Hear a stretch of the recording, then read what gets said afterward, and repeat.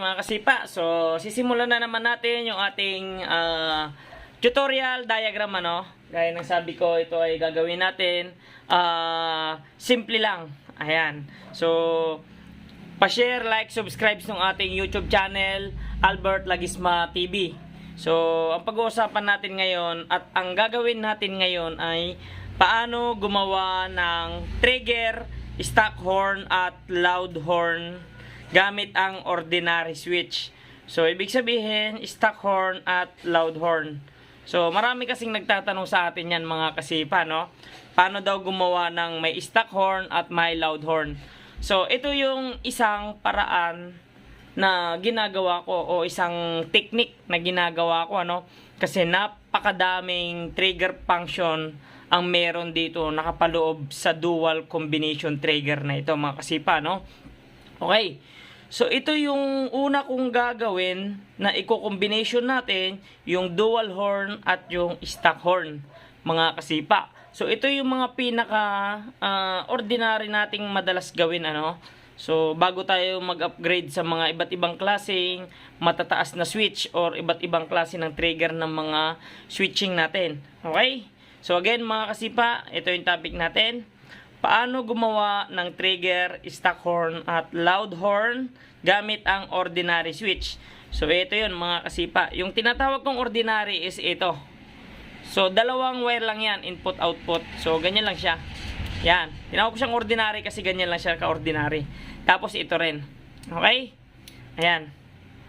Ordinary. Tapos itong mga to mga kasipa. Madalas natin makikita itong mga to. Puro mga dalawang wire. Okay? So yan yung mga ordinary natin. Ayan. Tanggalin ko muna. Tapos gagamit tayo ng relay. 4-pin or 5-pin. So, pwede yan 4-pin or 5-pin mga kasipa, no?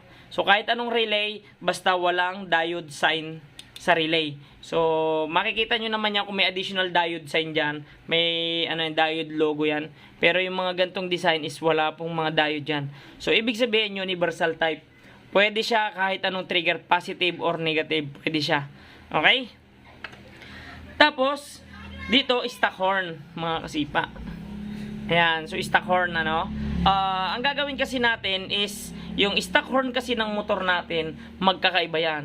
Kagaya sa Kawasaki, negative trigger. Sa Yamaha, negative trigger. Sa Suzuki, negative trigger. Sa Honda, positive trigger. So, Honda lang yung kakaiba, no. So, dito ko na siya ilalagay. Okay? So, Honda, positive trigger yan. So, bakit naging positive trigger? Okay? So, mamaya natin alamin. Ito naman yung Yamaha. Negative trigger naman yan. So, ang Suzuki, negative trigger din ho yan. Tapos, ang Kawasaki, negative trigger din po yan. So, Honda lang yung naiba. So, bakit nga ba tinawag nating mga trigger? Kasi sila yung mga pinipindot natin or trigger natin para mabuhay yung isang load. Okay? So, yan mga kasipa, positive or negative. So, paano nga ba natin, paano gumawa ng trigger, stock horn, at loud horn gamit ang ordinary switch? Okay? So, ito yan mga kasipa. Pag tinawag natin positive trigger, ang nakadirect dati dito sa stock horn, ikita nyo ba? Dalawang 2-pin lagi yan mga kasipa. Pansinin nyo mabusina natin, may dalawang paa lagi yan. So again, dalawang paa. Pag nakita nyo iisa lang yung paa nyan, malamang yan positive trigger. Ibig sabihin, hindi yan mabubuhay ng negative ang ipinasok nyo. Kaya pag dalawa, positive trigger yan. So kahit magkabaliktad, walang polarity, pwede siyang magkabaliktad. Pasok mo ang positive dyan, pasok mo ang negative dito. Pasok mo ang negative dyan, pasok mo ang positive dito. Is okay po yon. Okay? Yan. So positive trigger tayo muna sa Honda mga kasipa. So, pag Honda ang pag-uusapan natin, nakadirect dito agad yung ground nung isang pin ng busina. Tapos yung isa naman ay galing dito sa may galing dito, ito yung momentary switch kung tawagin natin. So ano ba yung momentary? Yan yung pag pinipindot mo, bumabalik. Ito po yan. So ito mga kasipa, domino switch yung ginamit ko sa inyo, no? Ayan, Okay? Ayan. Sa ibang switch naman, mga kasipa, eto siya. Eto. Yan yung tinatawag natin momentary kasi bumabalik sila. Ayan. Pag pinindot mo siya, may contact. Pag binitawan, wala. Okay? So yan. Normally open contact ang tawag ko naman dito. Kasi meron tayong contactor na ganito. Normally close naman. So ibig sabihin, pag hindi mo pinipindot, may contact. Pag pinindot mo, nawawala yung contact. So ang tawag ko rin dun is momentary normally close. Okay? So ito naman is momentary normally open. Kasi pag pinipindot mo, saka lang siya magkakaroon ng contact. Okay? So simulan na natin mga kasipa. Ayan. So para mas madali sa inyo, ito na yung gagamitin ko. Ito yung busina. Ito. So ito yan mga kasipa. Momentary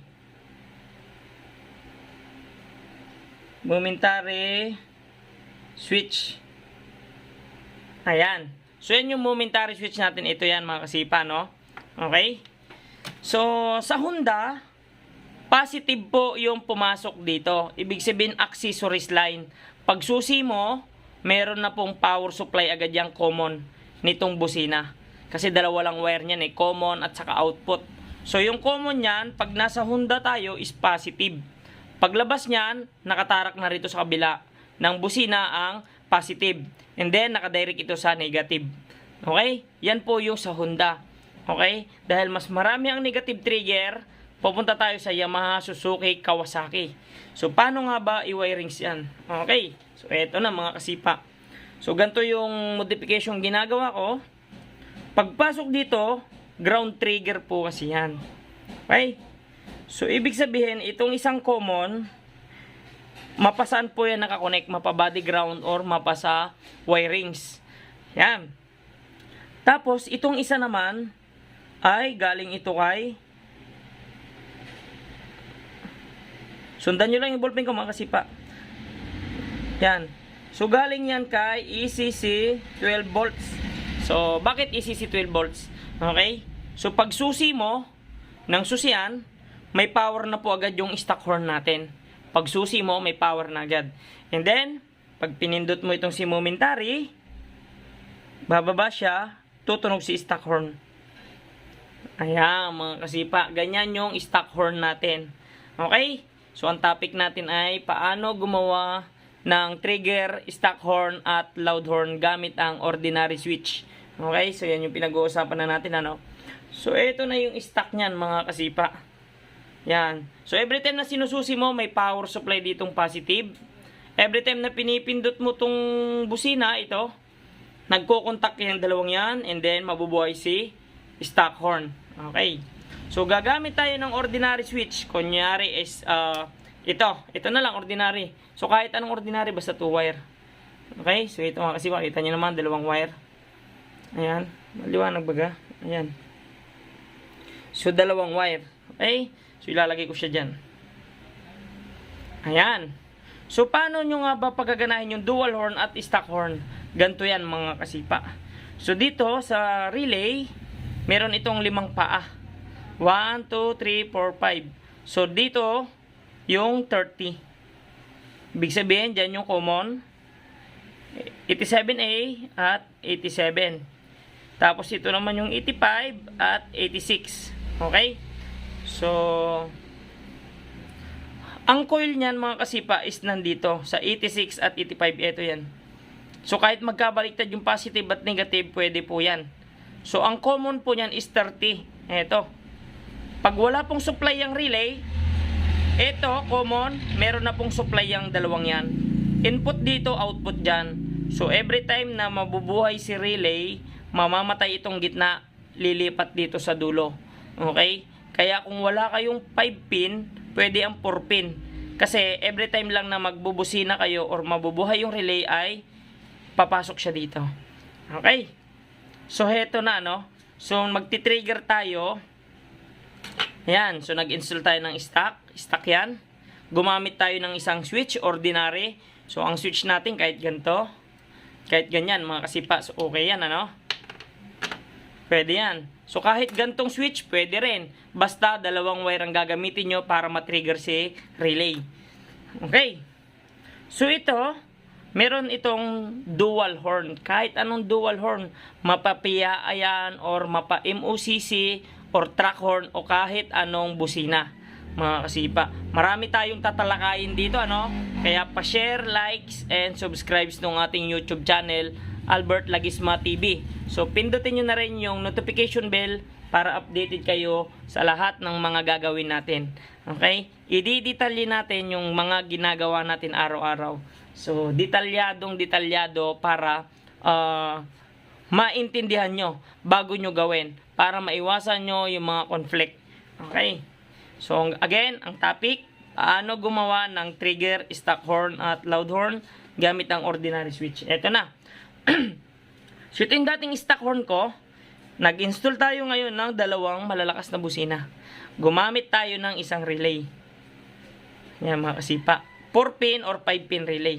Tapos, ordinary switch. Ordinary na lang tawag natin dyan. Ordinary switch.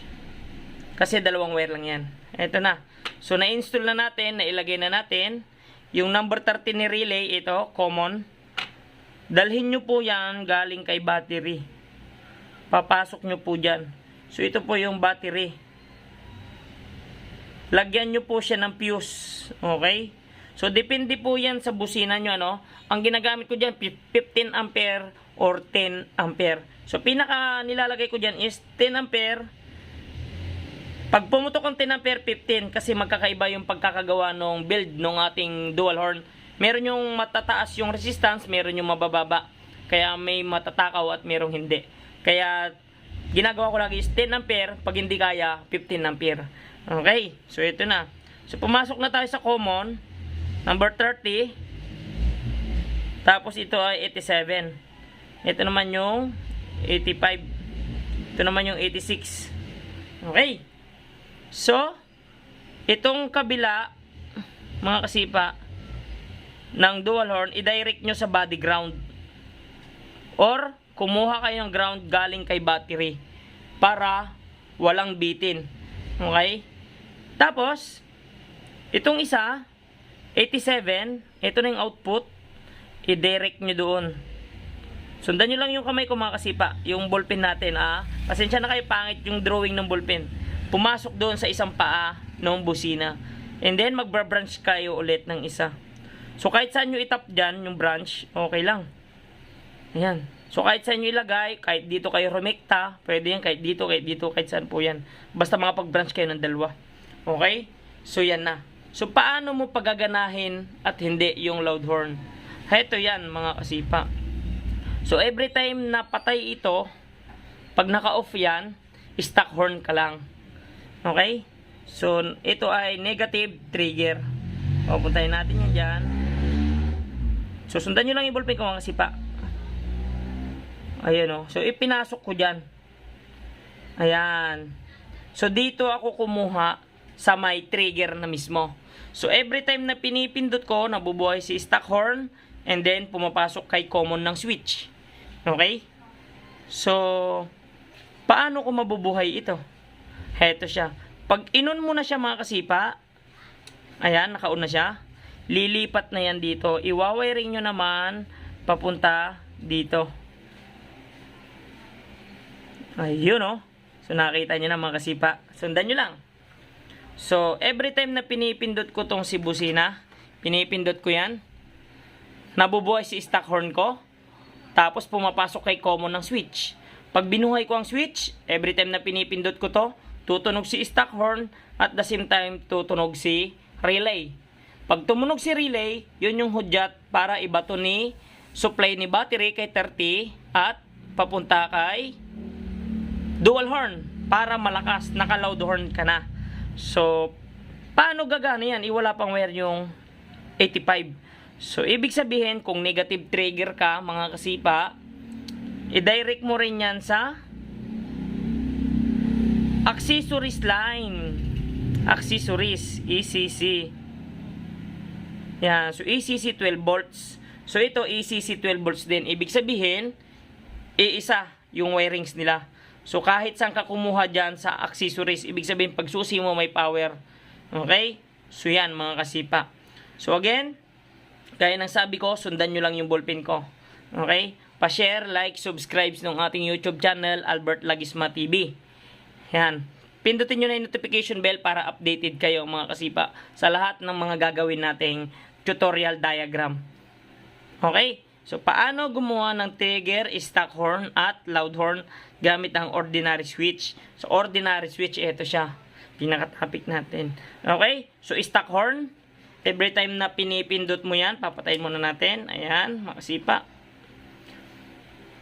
So, every time na pinipindot mo to, tutunog lang si stock horn.